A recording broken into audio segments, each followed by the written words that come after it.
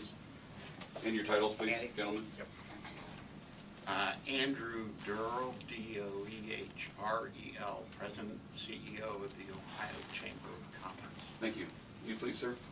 Rick Platt, P-L-A-T-T is the last name, a lot easier than Andy's, hopefully. And the name isn't so easy. Heath-Newark-Licking County Port Authority, and my title is President and CEO. Thank you, sir. Anybody? What did it cost to develop this, and where'd the money come from? Special counsel was paid, who's got that? $35,000. The rest of the work, the chapter work, was done by people in the Attorney General's office who were already here and who have other day jobs, so to speak. So,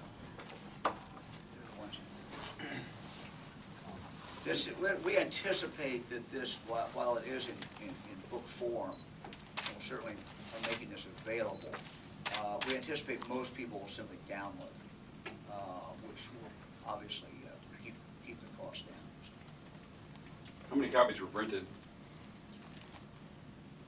200 copies. And there may need to be more, but again, we think most people will download it. It'll be something that's, readily available. Is it up today? It is now up.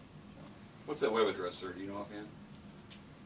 OhioAttorneyGeneral.gov/economic development. Thank you. Kind of in view of the trend in the past several years, at least, with the gubernatorial administration on regulation, this really almost seems like a concession to the regulatory environment that we in fact have in the state. Can you talk about that? That we have what, sir? A concession to the regulatory environment that we still have in the state. In other words, to put a book together like this certainly isn't a contradiction, but I mean, considering the trend across the street as far as trying to simplify life for business. Well, the effort to simplify obviously continues on. We support that.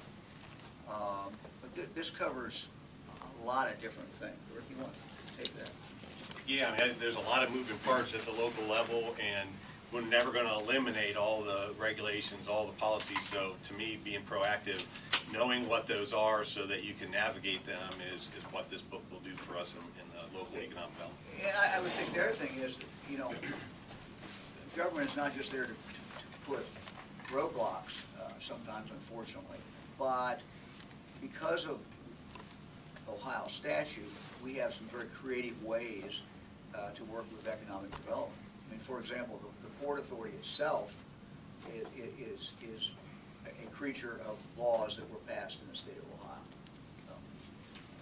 Again, I'm using our Port Authority example. I mean, we like to say that there's almost 60 Port Authorities in Ohio, and we like to say that if you know a Port Authority, you know a Port Authority. There really are no two alike. That's why a guidebook on the rules and regulations is really a primer for how do you manage a Port Authority, as just an example among the different entities. And I think what surprised us was that, there really is no one place where anybody can look today.